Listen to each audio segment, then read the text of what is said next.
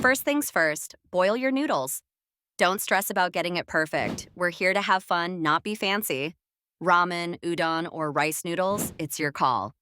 Just cook them until they're tender but firm, aka the sweet spot.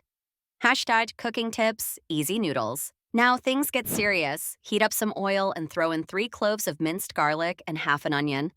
Listen to that sizzle. It's the sound of flavor coming to life. Add whatever veggies you have lying around. Don't overthink it. This is a freestyle dish. And now the sauce. This is where the magic happens. 2 tablespoons of soy sauce, 1 tablespoon of oyster sauce, and a splash of sesame oil for that nutty finish. Toss it all together with the noodles until they're coated like liquid gold. Oh, look at this beauty. Crispy, saucy, spicy, my holy noodle trinity.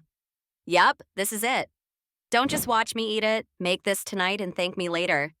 If you're ready to transform your kitchen into a flavor explosion, hit that like button and subscribe for more foodie magic.